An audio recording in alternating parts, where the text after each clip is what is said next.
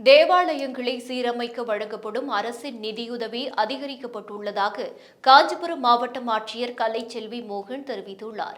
இது தொடர்பாக வெளியிடப்பட்டுள்ள அறிவிப்பில், தேவாலயங்களை சீரமைக்க அரசு நிதியுதவி அளிக்கும் திட்டம் 2016-17 ஆண்டு தொடங்கப்பட்டது. இந்த திட்டத்தின் மூலம் தேவாலயங்களில் பைபிளை நின்று வாசிக்கும் மேடைகள், ஒளிபெருக்கி சாதனங்கள், புனித பாத்திரங்கள், தேவாலயத்திற்கு வருவோர் அமரும் மேஜைகள் முதலியன சீரமைக்கப்படும். இதற்கான பட்ஜெட் இப்போது அதிகரிக்கப்பட்டுள்ளது. 10 முதல் 15 ஆண்டுகள் பழமையான தேவாலயங்களுக்கு முன்பு வழங்கப்பட்ட 2 லட்சம் ரூபாய் இப்போது 10 லட்சம் ரூபாயாக அதிகரிக்கப்பட்டுள்ளது. 15 முதல் 20 ஆண்டுகள் பழமையான தேவாலயங்களுக்கு வழங்கப்படும் நிதி 20 லட்சம் ரூபாயாக அதிகரிக்கப்பட்டுள்ளது. இது முன்பு 6 லட்சம் ரூபாயாக இருந்தது. இந்த நிதியை பெற விண்ணப்பிப்போர் மாவட்ட ஆட்சியர் தலைமையில் அமைக்கப்படும் ஒரு குழுவால் ஆய்வு செய்யப்படுவார்கள். பின்னர் அந்த தேவாலயங்கள் நேரடியாக ஆய்வு செய்யப்படும். பிறகு இந்த நிதி தேவாலயத்தின் வங்கி கணக்கில் 2 தவணைகளாக மின்னணு பணப்பரிமாற்றம் மூலம் செலுத்தப்படும் என்று அந்த அறிவிப்பில் கூறப்பட்டுள்ளது. இதை பாராட்டும் அதே நேரத்தில், இந்து கோவில்களுக்கு இப்போது வரை அரசு ஒதுக்கீடு செய்துள்ள தொகை என்ன என்று இந்து அமைப்புகள் கேள்வி எழுப்பி வருகின்றன.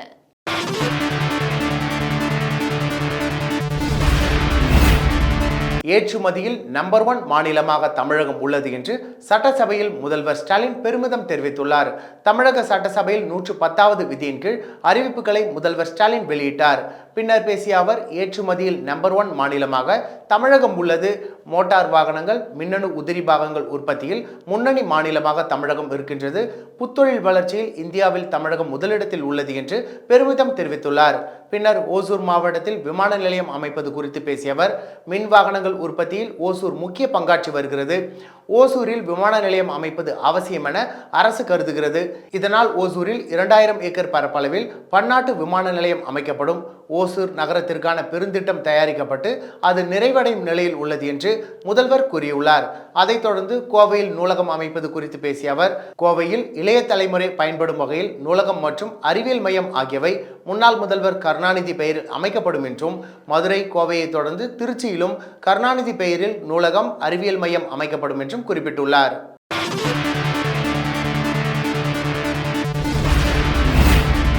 கோவையில் காற்றில் சாய்ந்த மின்கம்பத்தில் இருந்த மின்கம்பிகள் சாலையில் சென்ற வாகன ஓட்டி மீது விழுந்த சம்பவம் அதிர்ச்சியை ஏற்படுத்தியுள்ளது.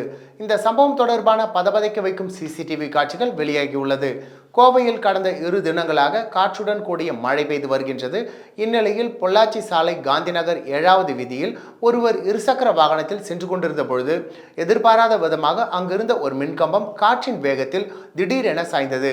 அப்பொழுது அதிலிருந்த உயரழுத்த மின்கம்பிகள் ஒன்றுடன் ஒன்று மோதி மின்சாரத்தை கக்கியபடியே சாலையில் சென்ற வண்டி மீது விழுந்தது. அந்த கம்பிகள் வண்டியின் இருக்கை மேல் விழுந்ததால் வாகனத்தை ஓட்டியவருக்கு மின்சாரத்தால் எந்த பாதிப்பும் ஏற்படவில்லை. ஆனால் நிலை தடுமாறி கீழே விழுந்ததில் அவருக்கு பலத்த காயம் ஏற்பட்டு மருத்துவமனையில் சிகிச்சை பெற்று வருகின்றார். கீழே விழுந்த மின்கம்பம் உடனடியாக சீரமைக்கப்பட்டது. மின்வாரியத்தின் அலட்சியத்தால் இந்த சம்பவம் நடந்திருக்கிறது என்று அப்பகுதி மக்கள் குற்றம் சாட்டியுள்ளனர்.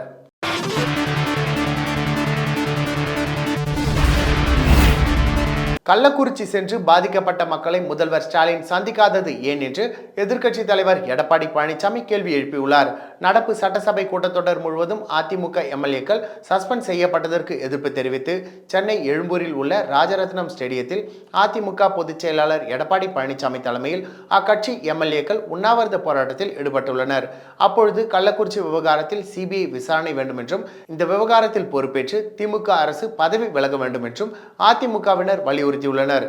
இதில் பேசிய அதிமுக பொதுச் செயலாளர் எடப்பாடி பழனிசாமி, கள்ளக்குறிச்சி கள்ளச்சாராய மரணங்கள் குறித்து அதிமுக எம்எல்ஏக்கள் நேர்மையான விவாதம் நடத்த பல முறை சட்டசபையில் முயன்றும் திமுக முதல்வர் தயங்குவது ஏன்? கள்ளச்சாராய மரணங்கள் 60ஐ தாண்டியுள்ள நிலையில் இன்று வரை கள்ளக்குறிச்சி சென்று மக்களை சந்திக்காதது ஏன்? கள்ளக்குறிச்சி செல்ல முதல்வருக்கு பயமா என்று சரமாரியான கேள்விகளை முன்வைத்துள்ளார்.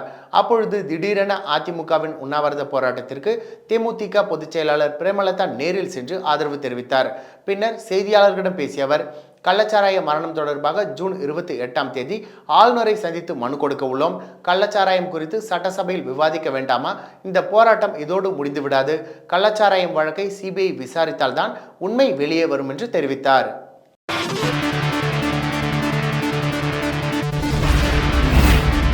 கள்ளக்குறிச்சியில் கள்ளச்சாராயம் மரணம் தொடர்பாக தனக்கு எதிராக அவதூறு கருத்துக்களை திமுக அமைப்பு செயலாளர் ஆர்.எஸ். பாரதி தெரிவித்துள்ளதாக கூறி ஆர்.எஸ். பாரதிக்கு தமிழக பாஜக தலைவர் அண்ணாமலை சார்பில் நோட்டீஸ் அனுப்பப்பட்டுள்ளது. கள்ளக்குறிச்சியில் ஜூன் 18ஆம் தேதி கள்ளச்சாராயத்தை குடித்ததில் இதுவரை 63 பேர் உயிரிழந்துள்ளனர். நாளுக்கு நாள் உயிரிழப்பவர்களின் எண்ணிக்கை அதிகமாகி வருகிறது. இந்த விவகாரத்தில் அதிமுக, பாஜக உள்ளிட்ட எதிர்க்கட்சிகள் சிபிஐ விசாரணை வேண்டும் என்ற கோரிக்கையை முன்வைத்துள்ளன. தமிழக பாஜக தலைவர் அண்ணாமலை சிபிஐ விசாரணை கோரி மத்திய உள்துறை அமைச்சருக்கு கடிதம் எழுதியிருந்தார். இதற்கு பதிலளிக்கும் விதமாக திமுக அமைப்பு செயலாளர் ஆர்.எஸ். பாரதி கள்ளக்குறிச்சியில் நடந்த கள்ளச்சாராய மரணங்களில் அண்ணாமலையின் சதி இருக்குமோ என்று சந்தேகப்படுவதாக விமர்சித்திருந்தார்.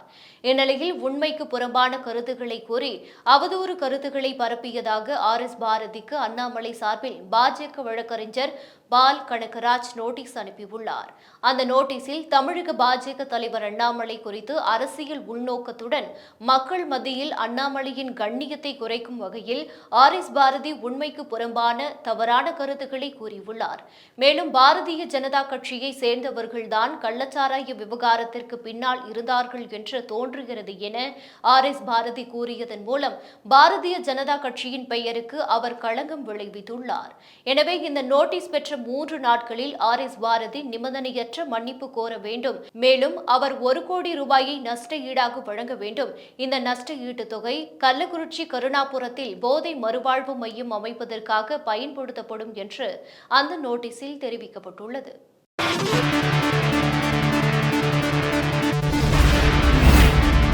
பெங்களூரு விமான நிலையத்தை சுற்றியுள்ள 150 கிலோமீட்டர் தூரத்திற்கு புதிய விமான நிலையம் அமைக்கக்கூடாது என்று ஒப்பந்தம் உள்ள நிலையில் ஓசூரில் விமான நிலையம் அமைக்கப்படும் என்று முதல்வர் ஸ்டாலின் அறிவித்திருப்பது யாரை ஏமாற்றுவதற்காக என்று தமிழக பாஜக தலைவர் அண்ணாமலை கேள்வி எழுப்பியுள்ளார். ஓசூரில் பன்னாட்டு விமான நிலையம் அமைக்கப்படும் என்று சட்டப்பேரவையில் முதல்வர் ஸ்டாலின் அறிவித்துள்ளார். இது குறித்து அறிக்கை வெளியிட்டுள்ள தமிழக பாஜக தலைவர் அண்ணாமலை கடந்த 2022ஆம் ஆண்டு ஓசூர் விமான நிலையம் குறித்து திமுக எம்பி வில்சன் நாடாளுமன்றத்தில் கேள்வி எழுப்பினார்.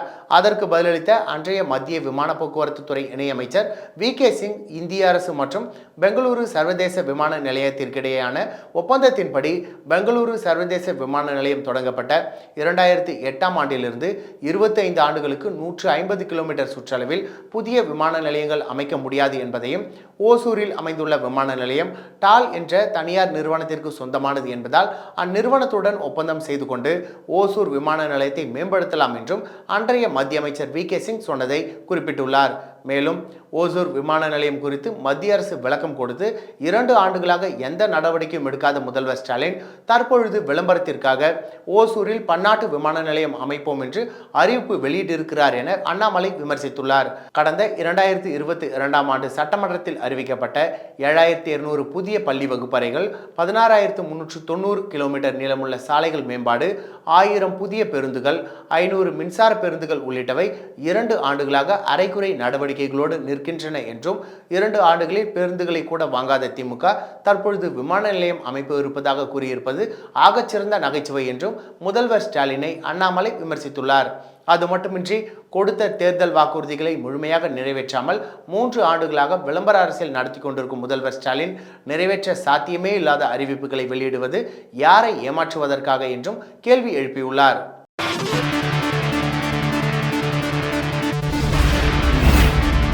மணல் குவாரி முறைகேடு விவகாரம் தொடர்பாக தமிழக டிஜிபிக்கு அமலாக்கத்துறை ஆதாரத்துடன் கடிதம் அனுப்பியுள்ளது.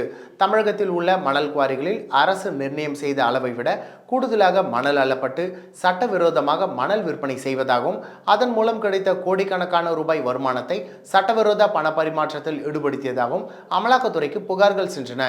இதையடுத்து கடந்த ஆண்டு செப்டம்பர் மாதம் திருச்சி, கரூர், அரியலூர், தஞ்சை, வேலூர், புதுக்கோட்டை உட்பட தமிழகத்தின் பல்வேறு மாவட்டங்களில் மணல் குவாரிகள் உட்பட 30க்கும் மேற்பட்ட இடங்களில் அமலாக்கத்துறை அதிகாரிகள் சோதனை நடத்தினர். மணல் குவாரிகளில் உள்ள சிசிடிவி கேமரா காட்சிகள் மற்றும் ஆவணங்களை கைப்பற்றியும் ஆய்வு செய்யப்பட்டது. மேலும் மணல் குவாரிகளில் சேமித்து வைத்திருந்த மணல் அளவு, விற்பனை செய்யப்பட்ட அளவு குறித்தும் கணக்கெடுக்கப்பட்டது. இதையடுத்து ஒப்பந்ததாரர்கள், பொறியாளர்கள், மாவட்ட ஆட்சியர்கள் என பலரிடம் அமலாக்கத்துறை அதிகாரிகள் விசாரித்தனர். அவர்கள் கொடுத்த பதில்களை வாக்குமூலமாக பதிவு செய்திருந்தனர். தொடர்ந்து அமலாக்கத்துறை மேற்கொண்ட விசாரணையில் மணல் குவாரிகளில் முறைகேடுகள் நடைபெற்றுள்ளதும், பினாமி பெயர்களில் சில ஆவணங்கள் இருந்ததும், போலி பில்கள் மூலம் மணல் விற்பனை செய்து ஜிஎஸ்டிக்கு வரி இழப்பை ஏற்படுத்தி இருந்ததும் கண்டறியப்பட்டது. மொத்தம் சுமார் 4730 கோடி ரூபாய் அளவிற்கு மணல் விற்பனை நடைபெற்றிருந்த நிலையில் கணக்கு புத்தகத்தில் வெறும் 36.45 கோடி ரூபாய் மட்டுமே வருமானமாக குறிப்பிடப்பட்டிருந்தது கண்டறியப்பட்டது. இதையடுத்து அமலாக்கத்துறை அதிகாரிகள் மணல் குவாரி முறைகேடு தொடர்பான விசாரணையை தீவிரப்படுத்தினர். இந்த முறைகேட்டில் பல கோடி ரூபாய்க்கு வரி ஏய்ப்பு நடந்துள்ள காரணத்தால் இது பற்றி முழுமையாக விசாரிக்குமாறு வருமான வரித்துறை மற்றும் ஜிஎஸ்டி விசாரணை குழுவிற்கு அமலாக்கத்துறை சமீபத்தில் கடிதம் எழுதியிருந்தது. இந்த சூழலில் இந்த முறைகேடு தொடர்பாக தமிழக டிஜிபி சங்கர் ஜிவாலுக்கும் அமலாக்கத்துறை கடிதம் எழுதியுள்ளது. அதில் தமிழகத்தில் 23 லட்சம் யூனிட் மணல் சட்டவிரோதமாக எடுத்து விற்பனை செய்யப்பட்டுள்ளதாக ஆதாரங்களுடன் குறிப்பிட்டுள்ளனர்.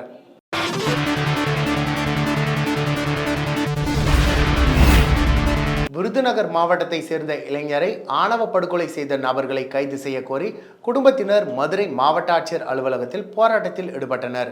விருதுநகர் மாவட்டம் கோவிலாங்குளம் அம்மன் கோவில் காலனி பகுதியை சேர்ந்த அழகேந்திரன் அதே பகுதியை சேர்ந்த மாற்று சமூகத்தை சேர்ந்த ஒரு பெண்ணை காதலித்ததாக கூறப்படுகிறது.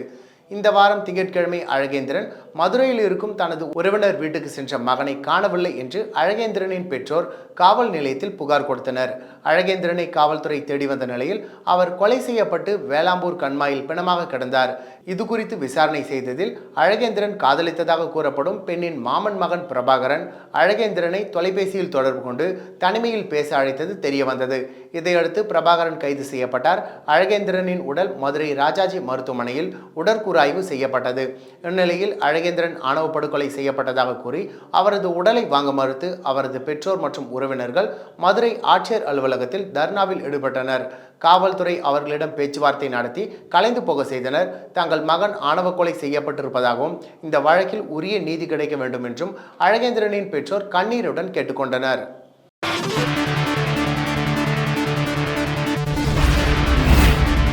தமிழகத்தில் உள்ள தொழில் நிறுவனங்களில் 75% வேலை வாய்ப்புகள் தமிழர்களுக்கே வழங்க சட்டம் கொண்டு வரப்படும் என்று முதல்வர் வாக்குறுதி அளித்தாரே, அந்த வாக்குறுதி நிறைவேற்றப்பட்டு விட்டதா என்று முன்னாள் முதல்வர் ஓ பன்னீர்செல்வம் கேள்வி எழுப்பியுள்ளார்.